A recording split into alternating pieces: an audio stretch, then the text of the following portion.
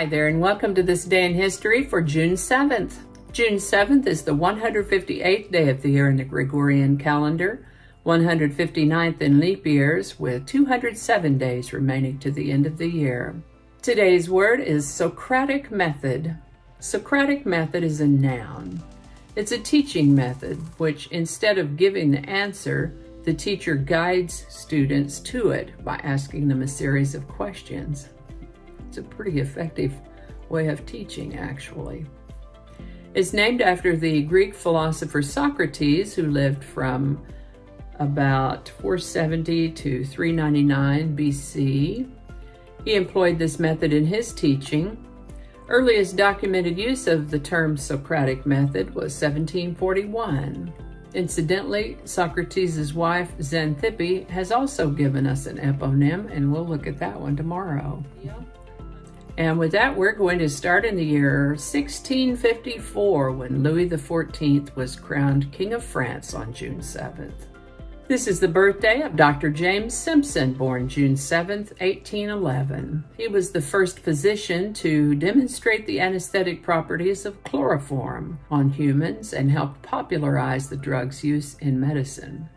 He lived to the age of 58. On June 7, 1832, cholera arrived in Quebec, brought by Irish immigrants.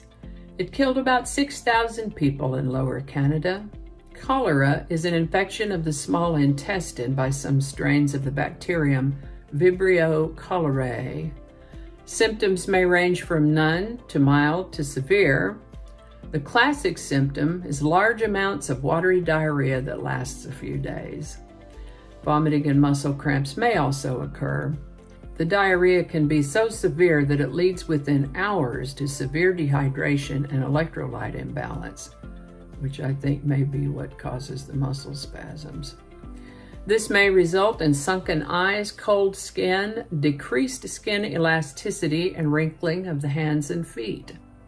Dehydration can cause the skin to turn bluish. Symptoms start 2 hours to 5 days after exposure. Cholera caused more deaths more quickly than any other epidemic disease in the 19th century.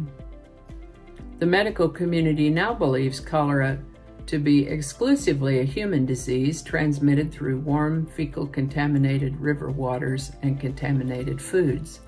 Another excellent reason to practice good personal cleanliness and to wash your hands frequently. June 7, 1832, United States and the United Kingdom signed the Lyons-Seward Treaty to suppress slave trade. This was an aggressive measure to end the Atlantic slave trade. This is the birthday of French painter and sculptor Paul Gauguin, born June 7, 1848. Unappreciated as an artist during his lifetime, he lived to the age of 54. This is the birthday of American baseball player and manager Bones Ely, born June 7, 1863. Bones, isn't that a great name? His birth certificate name was William Frederick Ely, but I think Bones is a pretty cool name. He lived to the age of 88. On June 7, 1892, Homer Plessy was arrested for refusing to leave his seat in the whites-only car of a train. He lost the resulting case of Plessy versus Ferguson. This is the birthday of American Lieutenant and pilot Douglas Campbell, born June 7, 1896. He was an American aviator and World War I flying ace and was the first American aviator flying in an American-trained air unit to achieve the status of ace. He lived to the age of 94. On June 7, 1899, American temperance crusader Carrie Nation began her campaign of vandalizing alcohol-serving establishments by destroying the inventory in a saloon in Kiowa, Kansas. The Cunard Line's RMS Lusitania was launched from the John Brown shipyard in Glasgow, Scotland on June 7, 1906. This is the birthday of English-American actress Jessica Tandy, born June 7, 1909. She appeared in over 100 stage productions and had more than 60 roles on film and TV, and became the oldest actress to receive the Academy Award for Best Actress for her role in Driving Miss Daisy. What a great movie. She lived to the age of 85.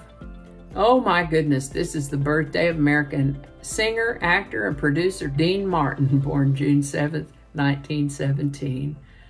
Nicknamed the King of Cool for his seemingly effortless charisma and self-assurance, his first language was Italian, and he did not speak English until he started school at the age of 5. He was bullied for his broken English.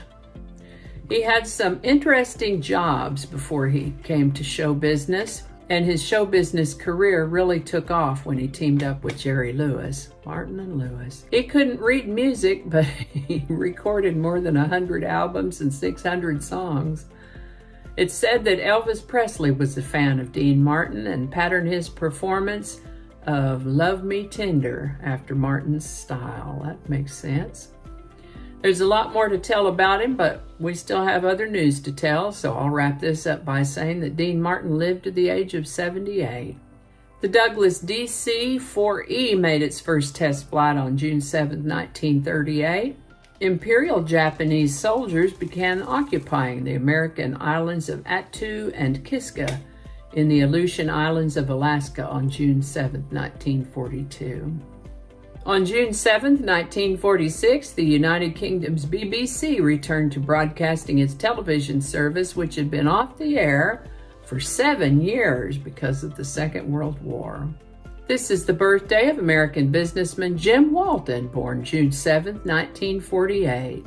The Lux Radio Theater Show launched in New York in 1934 and featured radio adaptations of Broadway shows and popular films. They signed off the air permanently on June 7, 1955. This is the birthday of American singer, songwriter, multi-instrumentalist, producer, and actor Prince, born June 7, 1958. He's sold over 100 million records worldwide, ranking him among the best-selling music artists of all time. Sadly, he died of an accidental fentanyl overdose in 2016. He was 57. On June 7, 1965, the Supreme Court of the United States handed down its decision in Griswold versus Connecticut, prohibiting states from criminalizing the use of contraception by married couples. And I was actually surprised that that happened as late as 1965. On June 7, 1971, the United States Supreme Court overturned the conviction of Paul Cohen for disturbing the peace, setting the precedent that vulgar writing is protected under the First Amendment to the United States Constitution. On June 7, 1977, 500 million people watched the high day of the Silver Jubilee of Queen Elizabeth II on television. Priscilla Presley opened Graceland to the public on June 7, 1982. The bathroom, where Elvis Presley died 5 years earlier, was kept off limits, though. And I think that's going to do it for us today. Thank you so much for watching. Consider subscribing if you haven't already. Feel free to share this video with the link in your email, messaging, or social media. If you enjoy this series, you can check out the playlist that contains these videos. I'll put a link to that in the description. That description lives on YouTube, so for other platforms, I'll include a link to my blog page that is called No Really. You can also find me on Rumble, Parler, BitChute, and Getter. All those links in that description. Alrighty, that's all I can think of right now. Thanks again, and I'll see you next time.